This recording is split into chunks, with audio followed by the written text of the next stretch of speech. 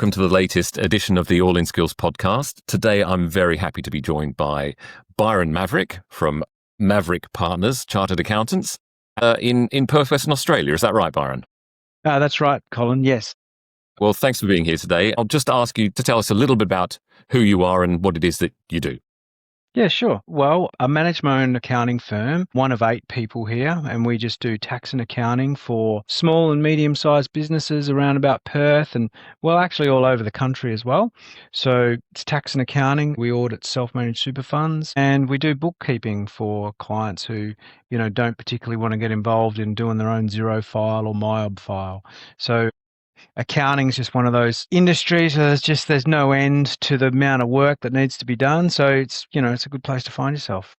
And how long have you been doing it in this role? Well, I started my own business for 10 years. Prior to that, I worked for another accountant, a fellow down the corridor. Worked for him for 10 years. Prior to that, I did 10 years worth of teaching, high school teaching. Let's start with the teaching. So was that the start of your career? Yeah, it was. So when I was going through university, I was tutoring kids for pocket money, petrol money, that sort of thing. I really enjoyed tutoring kids, and I thought, that sort of led me to I was doing a degree in economics, and the prospects for economics, unless you were, you had first class honours or something like that, wasn't that good in terms of getting a job in economics. And so I went towards a diploma of education. And so my first job was teaching economics in a high school, which I did that for a number of years, and then ended up, so taught at a couple of schools, ended up running a boarding house at a large boys' school in Perth, had 70 teenage boys living next door. And I think that probably at the age of 31 or 32, I'd found that all a little bit much and needed a career change. So I got out and did accounting. Entering the teaching area presumably in your 20s. Yes, that's right. Yep. So mid-20s, my first job. Oh, no, early 20s, actually. My first job was when I was 22. And I was working in a Catholic high school in Rockingham, which at the time was run by, a guy who probably the smartest guy in Western Australia, and he was doing a great job down there. He had the best school in Rockingham, and it was a really fun place to work. It was awesome. And the body of teachers that you were working with at that school, a high school, presumably? Yes, yep. High school teaching, yep. People of mixed age? Were there all sorts of Yeah. The teachers there, yeah. Well, one of the fellows there who ended up being a really good friend was like 30 years older than me. And interestingly enough, he's only just retired teaching, and he's still he's a client of mine. He gets his tax done with me each year. So I formed friendships in that first teaching job that are still strong today. And as a young teacher in that environment, first time in the classroom, I know you've done tutoring, but did you feel supported? Was there like a professional network within the school, within the staff room to help young teachers? Yeah, actually there was all of that. I had a good department. So I was in the social studies department, and the department head was just a guy that cared for the people in the department. So we had good support that way. But I was also in the Economic Teachers Association as well. So there was good support for doing the best job teaching that subject, which was, it was good. So that feeling that a lot of people have, we've had a couple of conversations with teachers in our podcasts. That feeling of perhaps not exactly abandonment, but like you ought to know this sort of stuff. Did you feel that you could actually talk to someone and say, listen, I feel... I don't think, that didn't apply in my case, I'm afraid. Probably I was looking for a bit of freedom and a bit of independence anyway, so I wasn't looking for that support from other people. My daughter's a teacher. She's teaching like kindy. She's at the other end of the spectrum. She's a kindy teacher. She's been doing it for 3 years. And I think she does sort of welcome that extra support that she gets from her direct report inside the school and stuff like that. And she hasn't felt abandoned in any way. Now, I don't know if that's a reflection on Catholic education or what. I don't know. Your time as a teacher, your time in the classroom, was that, am I thinking it was still the pre-digital age? Yeah, it was. Yeah, no, the kids didn't have computers at all in the classroom. Towards the end there, so my last year of teaching was 2005. that was mobile phones were only just sort of coming in then. The older kids had mobile phones. So I sort of got out of teaching before that became commonplace. Do you feel like you dodged a bullet? I think so because my wife's also a teacher, and one of her good friends, who's a primary school teacher, she's gone and done some relief just recently in high schools, and apparently it's diabolical. The kids are just everywhere, just on their phones while you're trying to teach and stuff like that. My patience has grown a little bit thinner as I've got older, and I wouldn't be able to put up with that too much, I don't reckon. Yeah, it's interesting the etiquette of phone use, but also the rules about phone use, about Yeah, when you can and cannot use phones in schools. yeah, yeah, that's right. So was there an event, Damascene revelation that took you from teaching into a new path? Well, I would say it was like a bad experience. Well, on the one hand, I had this feeling inside of me for a long time that I should have been doing accounting. Okay, when I was at university, I thought, why aren't I doing accounting?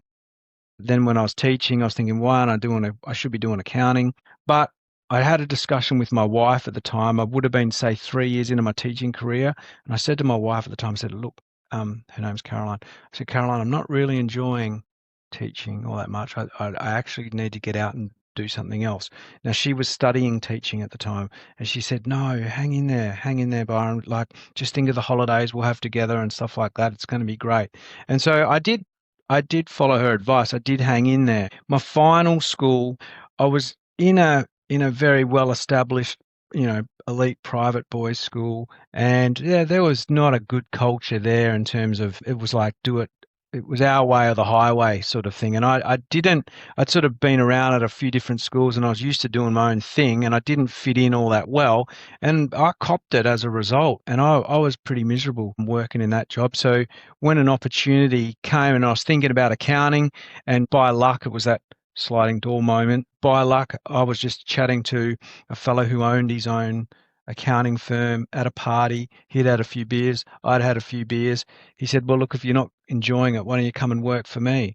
And it was pure luck because I didn't have a scrap of accounting experience, but he was happy to take me on in an accounting role straight off the bat. At that time, so that was January 2006, I started with him. And up until that point, I'd never worked a January in my life, being a school teacher, and it was a rude shock having to front up to work in a January. But I stuck with it. So you don't have an accounting background, although of No, course you studied economics. You've obviously got a good head on your shoulders. So now, were you feeling out of your depth, or were you no, no. well? Okay, so look, I guess one of the things was I had to go and, as part of taking me on, I had to go and do well. It's called a master's in accounting. What it really is an undergraduate accounting degree for someone with a degree already. So I did that at Curtin for 18 months. I got a master's of accounting, and then soon as that had finished, I went off and did my chartered accountancy course. So that took a couple of perhaps 2 years or something like that.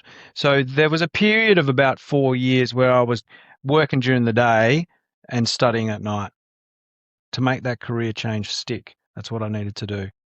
At that point, I'm assuming you had children. I did. I had 3 young children. Yeah, it was a busy time. Probably, I'm fortunate to be blessed with a lot of energy, but looking back now, I don't know how I did it, Colin. I don't know how I did it. I get home from work now, and I'm like a spent force. And I think the idea of going sitting in a 2 hour lecture or something like that is just crazy business. You pulled through. I pulled through. I pulled through. Well, I had the energy at the time. It's just like I was sort of mid-30s doing that, and no, I loved every minute of it. It was the change I needed. Going into in teaching, I couldn't believe how much you could do for a child or for a family and how little you could be appreciated. And then when I got to accounting, I couldn't believe how little you could do for somebody and how much it would be appreciated. It was like chalk and cheese. So I'm sorry if there are potential teachers listening to that. That sounds a little bit downcast. That was just my experience about it. But it got me, into where I needed to be basically, which was in accounting. Do you think that having been a teacher that made you a better accountant, or it just had no effect? Undoubtedly. I think by and large teachers are very, very capable people. They do things efficiently, they do things quickly, they're good communicators. And I soaked up all those skills, and having interpersonal skills is an unfair advantage in the accounting field. If you've got interpersonal skills, yeah, you can build your own firm very quickly. But you're implying something about the interpersonal skills of the average accountant. Are you I impugning am. them? I am. Yeah. Dull. They're dull. They're a dull bunch. They? Include They. yourself. We. Yeah, We. yes. No, I don't include, no, well, that's it. I don't include myself in that, I'm afraid. No, that's my edge. That's how I've been able to build a business. Now, within accountancy, people do tend to specialize. You mentioned a few things about your your own firm, your current firm, but was there anything that in accounting in particular that excited or interested you that you wanted to focus on, or was it just Yeah. whatever came across your plate? Well, I think, just say going back to high school, mathematics, okay? I really enjoyed mathematics at high school. Like each problem was something that you could get stuck into. You're given a set of inputs and you have to do something with it and get a certain output. And I just enjoyed the process of doing mathematics like that. In accounting, it's kind of the same. Each job that you pull in front of you, it's a problem that needs to be solved, and I just enjoy that problem solving aspect of it. And so you worked for somebody else for, I think you said, for 10 years. I did. Yep. And I loved every minute of it. Probably I was getting to the stage though where, one of the driving forces for me was owning my own business as well. And a normal path for accountants and lawyers and professionals in general, that you would become a partner in a firm. If you're able to bring work in, then you would end up being a partner in the firm. And I was bringing a lot of work in, but there was just difficulties becoming a partner in that particular firm, and I always wanted to work for myself, so I had to step away and start my own place. When we think about accounting in Perth, the career of accounting in Perth, are a lot of people driven to, let's say, to aggregated, big firms, or is it very much a sort of a mixed market in terms of size of companies offering accounting services? Sure. Well, the normal path would be that if you're coming straight out of university, you're going to go and work for a larger accounting firm, and you'll do audit or something like that, mainly audit. At the end of, say, doing 3 years of that, you'll graduate as a chartered accountant or a CPA, and then the resources sector still dominates the West Australian economy. You would then go and try your luck with a resource company, like BHP or Rio Tinto or something. They have got armies of accountants working from it, and I've got clients who do that. So those guys, that's a good way to earn money as an accountant working in a large listed firm. But if you're like me and your career route's been a little bit atypical, the big firms don't particularly want, someone who's 35, because they're going to pay you, the minimum wage to work in there. It's hard to survive with a family and so on. So you go to smaller firms, other players in the market. But certainly, I would say most accountants in Western Australia earn their money working inside businesses. So we call that commerce. They work in commerce as opposed to working in public practice, which is what I work in, public practice. And how about civil service jobs for accountants? Is there Yeah, much oh, on offer certainly. there? Yep, yep, there is. So one of the biggest employers of accountants would be the Australian Taxation Office. So they need a lot of accountants in there to make sure that everybody's, they're balancing their books and collecting the right amount of tax. And then every government department's got finance departments, accounting departments. So yes, there's plenty of work in that area, government work. Do you see any changes in the last 5, 10 years to your profession? With gets a little tiresome to bring up AI, but it seems to be sort of affecting all areas of work. But with AI, technology, has there been any impact on how people are recruited, the kind of people that are being recruited, and the amount of people being recruited? Yeah. Well, what I would say, Colin, is that in any profession, pretty much the work that you do almost completely changes every 4 years. So if I was to look back over the history of my career, I think that's true. I think I've been doing something different. The underlying technology changes, and you go about your job in a different manner because of the tools on hand. And I think AI is going to have that same effect. It hasn't, I wouldn't say it's fully affected the profession just yet, but it will, and it'll change the work that we do. And you just have to keep your eyes open, and you just have to move with the flow a little bit. But I would probably just add there too, the people with interpersonal skills are going to win out when AI gets into accounting more so than what it is today. And the reason I say that is that people still want to talk to somebody. If you're dealing with Telstra or any large company in Australia, you can't talk with somebody. You're talking to someone in a call center, or you're talking to an AI bot or something like that. The key resource going forward is going to be authenticity, and you can do that. You can talk to somebody real, and if you've got the ability to talk people, you're going to do well. I'm going to ask you the same question twice, but I'm going to ask you first about a young person who's thinking about embarking on a career in accounting. What key pieces of advice would you give to that 21, 22-year-old who's starting on this career path? Well, my key advice would be study hard and do your work neatly and accurately. So that's a real key skill: neat, accurate, and efficient work. With a smile on your face. You do it with a smile on your face, you'll always have a job. So that's what they should do. Just work accurately and neatly, and then keep your eye open for opportunities as they come along. But also understand too that real experience in a job doesn't come instantaneously. You got to work at something for 5, 6, 7 years before you get really good at it. So if you're a young person, don't be tempted to think you're going to ace it in the first 2 years or whatever. You're not. It's going to take a bit longer than that. I would say to that person, just make sure that you really do enjoy teaching children, okay? Be that small children or adults as well. Teenagers. So you just have to love, and you need to love teaching the smart kids, and you need to love teaching those kids who are not that bright as well. And just on reflection, that was probably one of the reasons that I did leave teaching as well, is that I didn't enjoy teaching kids who are not that bright anymore. And that's just wrong. You've got to take the same joy in teaching a slower learner than someone who's whip smart.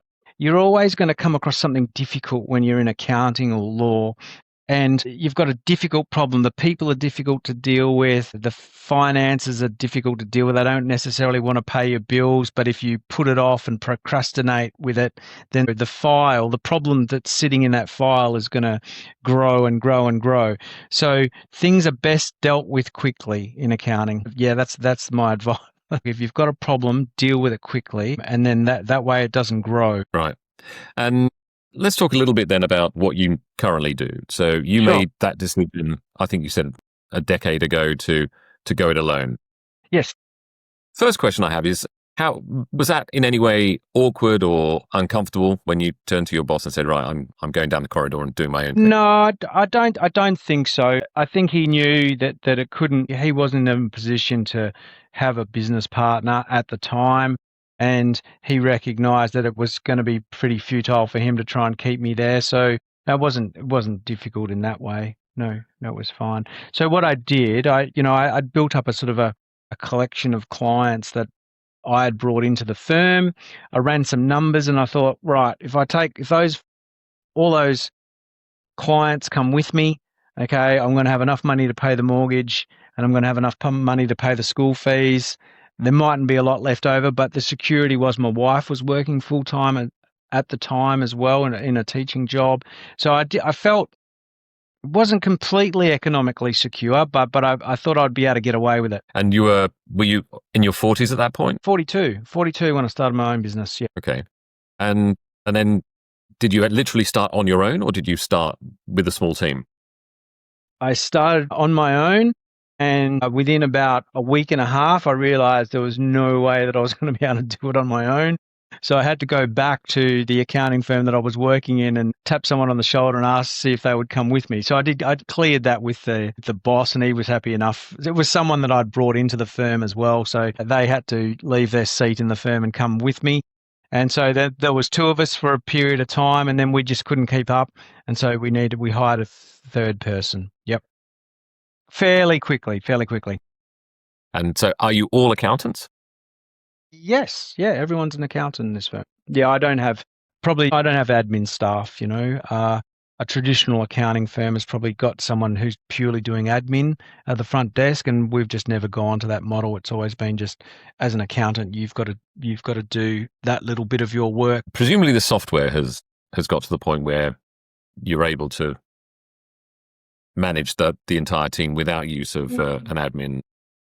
Yeah, I would say so. I think that's probably, as we've gone more and more digital with the administration tasks, that has meant that you don't really need that person at the front desk anymore. Okay, that's fair enough. And in terms of remote or in-office work, is there a Sure. Maverick philosophy about this, or is it just? Yeah, there is. So in the last 5 years, I've only ever worked from home one day, and that was, I don't know, like 2 weeks ago or something like that. I've got a fairly bad attitude to work from home. Yeah, I was never good to begin with. Uh, there's there's one member of staff that works one day from home. So 1 out of 7 works one day at home. It's not a thing. I think in a professional services firm, collaboration is the order of the day. It's problem solving in a group setting all day, every day. So if you're working from home, you're outside of that, and you can't deliver good outcomes to the client if you're isolated at home like that. And so, as far as team dynamics are concerned, and collaboration and working, is this something that you feel that you need to consciously make an effort to make sure? Okay, so today we're going to, I don't know, have a meeting or do something or have a team building. Yeah, absolutely. Yeah. So anytime you've got a number of employees, then you're going to have to make sure that the group is unified and, well, all pulling in the same direction, basically. Yeah. So, and that's a daily hourly task. Comes up quite a lot in my conversations with people about the workplace culture. So how do you go about making, sort of imprinting a culture on the work that you do? Is that something that comes when they're onboarded, or is it something that they grow into the more time that they spend at the firm? I think it's just something that grows as you go along in the firm.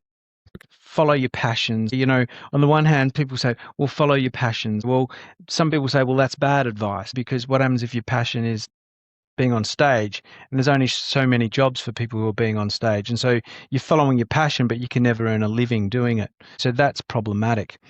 But on the other hand, you can't just do something that you're not good at or don't enjoy doing. So I think for any potential person who's looking for a career or something like that, you've got to have something that comes from within and satisfies you.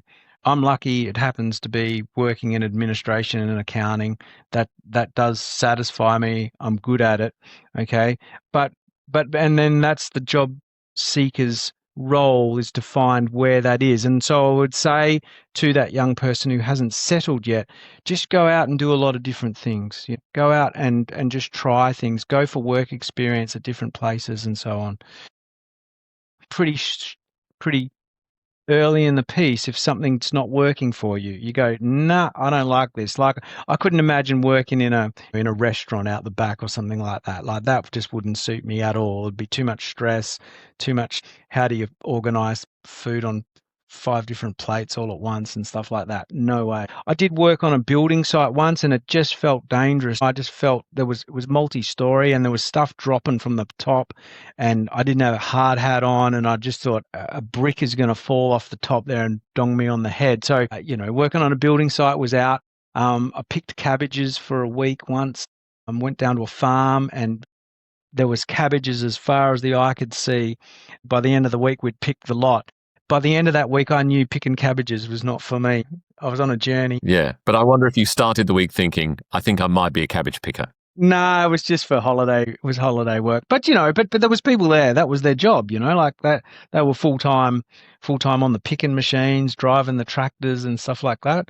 And some people love just being outdoors and stuff like that. The idea of being stuck in front of a computer would just, send them potty. That's true. It's good if your passion can make you money, right? Correct. Yeah, exactly. Nice. Well, listen, Byron Mavrick, it's been an absolute pleasure talking to you. Thank you Thanks, very much for Colin. your time. No problems at all.